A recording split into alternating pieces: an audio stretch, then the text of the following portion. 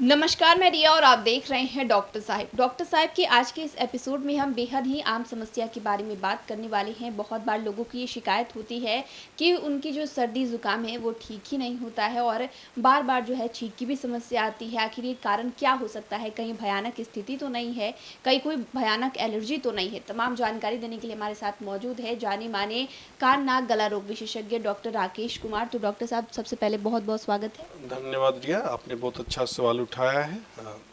Actually जो sinusitis की समस्या शुरुआत होती है सर्दी जुकाम से ही।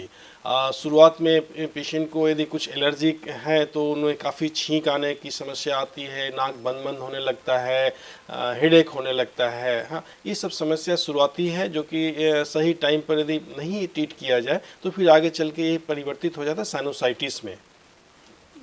तो अगर ये सारी समस्या हो रही है, सर्दी ज़ुकाम छींक आना नहीं ये हो रहा है, तो आगे जो आपने बताया कि साइनोसाइटिस की समस्या होगी, इसके भी कोई लक्षण आगे चल के बढ़ने वाले हैं? जी, इसमें कभी कभी नाक के अंदर पॉलिप भी फॉर्म हो जाते हैं, जो कि आगे चल के काफ़ी समस्या पैदा करती है। पेशेंट को सांस लेने में दिक्कत आने लगती है, सर दर्द, हेडेक, ये सब समस्या आती है और पेशेंट को हमेशा लेथार्जी फील करते हैं, लग रहा है कि उनको किसी काम में मन नहीं लग रहा हो। फीवरिश भी फील करते हैं पेशेंट, कभी कभी नाक से पुरलेंट डिस्चार्ज आने लगता है। ये सब समस्या जब साइनोसाइटिस का ये सब लक्षण है। तो डॉक्टर साहब, बहुत बार ये होता है कि लोग लापरवाही भी करते हैं, तो एक जो साइनस का मरीज़ है और इससे जूझ रहा है, उन्हें अपनी रोज़मर्रा की ज़िंदगी में किन चीज़ों की बदलाव करने की ज़रूरत है और उन्हें किन-किन चीज़ों से बचने की ज़रूरत है? क्योंकि बहुत बार कहा जाता है कि ये एलर्जी की जो चीज़ें लोग होते हैं, इनसे इन चीज़ों से बच के रहें। देखिए, जिस पेशेंट को एलर्जिक राइनाइटिस की समस्या है, एलर्जी की समस्या है उनको, तो उनको हम लोग सलाह देते हैं कि आप धूल कण से दूर रहें। हाँ, कोई ठंडी चीज़ें न लें या जिस चीज़ से आपको लगता हो एलर्जी है उस चीज़ से आप जितना हो सके परहेज करें इससे, ताकि आपको आगे चल के फिर परेशानी की सामना ना करना पड़े।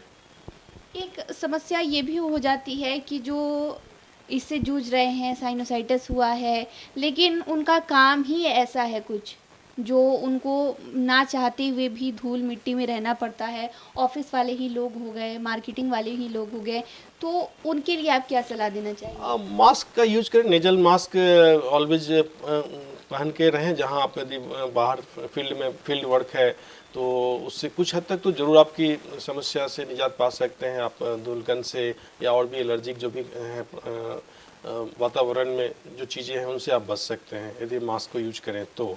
और दूसरी चीज़ है कि आप अपना देख लें कि नहीं वेदर चेंजेज होने की वजह से भी कुछ मुझे परेशानी आ रही है, तो आप उस ढंग से अपने आप को एडजस्ट करें कि ठंडे वेदर में आप बाहर ना निकलें, या तो जितना हो सके अपने को परहेज करते हुए आगे अपना काम करें।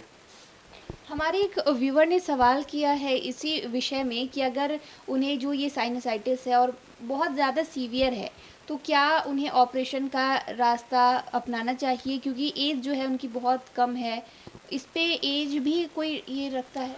नहीं, एज तो यूजुअली हम लोग ऐसा कुछ नहीं कहते, डिपेंड करता है। हम लोग उसको सिवियरिटी को देखते हैं। हाँ, पेशेंट को हम लोग कुछ इन्वेस्टिगेशन पर सबसे पहले कराते हैं, एक्सरे, फिर देन सीटी स्कैन या एमआरआई जो ज़रूरत के अनुसार हम लोग एडवाइस करते हैं। तो फिर उसके अनुसार ही हम लोग डिसाइड करते हैं कि whether it is operative case और कंजर्वेटिव मैनेजमेंट। ये डिपेंड करता है इन्वेस्टिगेशन के आधार पर। जी जी, तो शुक्रिया डॉक्टर साहब जो आपने जानकारी दी है कि साइनोसाइटिस क्या होता है, कैसे वो लक्षण दिखाई देते हैं, उसके लिए बहुत बहुत शुक्रिया। धन्यवाद।